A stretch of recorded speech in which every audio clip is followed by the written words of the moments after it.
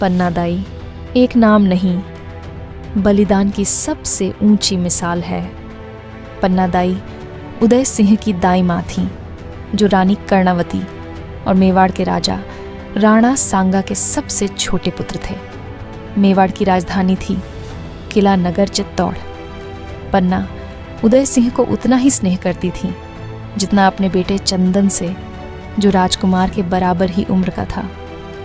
1531 में राणा सांगा और उनके ज्येष्ठ पुत्र राणा रत्न सिंह द्वितीय की मृत्यु के बाद उनके दूसरे पुत्र विक्रमादित्य ने मेवाड़ की गद्दी संभाली। परंतु विक्रमादित्य का स्वभाव अहंकारी था। चित्तौड़ के कई प्रमुख राजपूत क्रोधित होकर राज्य छोड़ गए। 1535 में गुजरात के बहादुर शाह ने चित्तौड़ पर आक्रमण किया। रानी कर्णावती ने राजपूतों से दुर्ग की रक्षा की विनती की। बहुत से पूर्ववर्ती असंतुष्ट योद्धा लौट आए चित्तौड़ के लिए लड़ने, परंतु वीरता के बावजूद चित्तौड़ हार गया। किला लूटा गया और रानी कर्णावती ने अन्य रानियों के साथ मिलकर जौहर कर लिया। उदय सिंह अनाथ हो गए। उस दिन से पन्ना केवल दाई नहीं रही, वह उनकी रक्षक बनी, माँ बनी। जब बहादुर शाह ने चित्तौड़ छोड़ा, राजपूतों ने फिर से किले पर अधिकार कर लिया और विक्रमादित्य बूंदी से लौट आया। लेकिन उसका व्यवहार और अधिक बिगड़ चुका था। अब वह व्यभिचार में भी डूब चुका था। थक हार कर दरबारियों ने उसे नज़रबंद कर दिया और उन्होंने एक निर्णय लिया जो न केवल पन्नादाई के जीवन को बल्कि पूरे मेवाड़ के भविष्य को बदलने वाला था।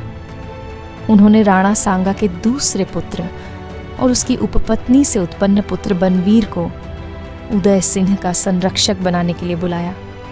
लेकिन बनवीर को संरक्षक नहीं बनना था, वह राजा बनना चाहता था। एक रात बनवीर विक्रमादित्य के कक्ष में पहुंचा।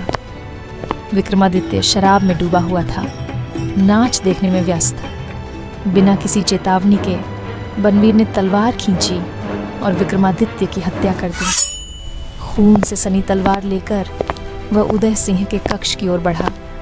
उधर पन्नादाई अपने पुत्र चंदन और उदय सिंह दोनों को सुला चुकी थी। तभी एक महिला सेविका दौड़ती हुई आई और चेतावनी दी, बनवीर आ रहा है।